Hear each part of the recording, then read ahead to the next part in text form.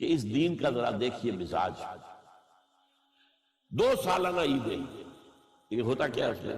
کوئی کھیل ہوتے ہیں، کوئی ڈرامے ہوتے ہیں، کیا ہوتا ہے؟ کچھ نہیں.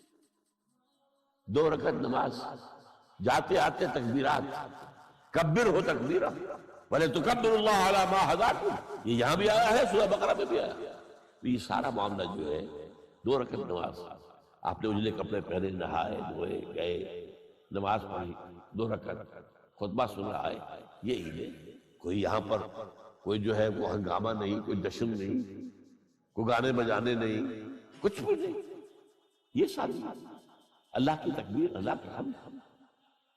کہ جب روزے ختم ہوتے ہیں عید الفطر میں، تکبیر اضافی تکبیرات کے ساتھ 2 رکعتیں ہیں جو ہم ادا کرتے ہیں.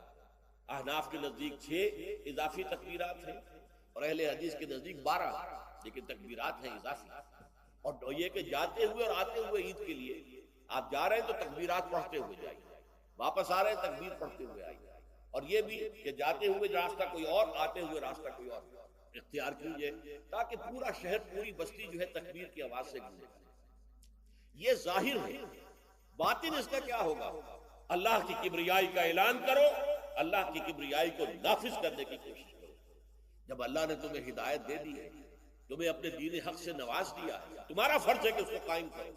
اس کے لیے جد و جہد کرو، اس کے لیے تن من دھن لگاؤ، اس کے لیے جان اور مال سے جہاد کرو. وَلِتُكَبِّرُوا اللَّهَ عَلَى مَا هَدَاكُمْ وَلَعَلَّكُمْ تَشْكُرُونَ، اور تاکہ تم واقعتاً شکر کرو.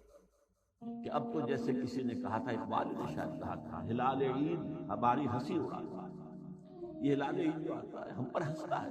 یہ روزے رکھے ہیں انہوں نے، روزہ رکھتے ہوئے جھوٹ بولتے رہے، روزہ رکھتے ہوئے سودی لین دین کرتے رہے، روزہ رکھتے ہوئے جو غیبتیں کرتے رہے. یہ روزے تھے جو اب عید منانے جا رہے ہیں شوق سے. ہلال عید ہماری ہنسی اڑاتا ہے. اسی طرح یہ عید الاستقلال جسے آپ نے کہا، یہ آپ ہماری ہنسی اڑاتا ہے. یہ اس لیے پاکستان بنایا تھا. یہ ہے وہ پاکستان جس کا خواب اقبال نے دیکھا تھا اور جنہوں نے دکھایا تھا.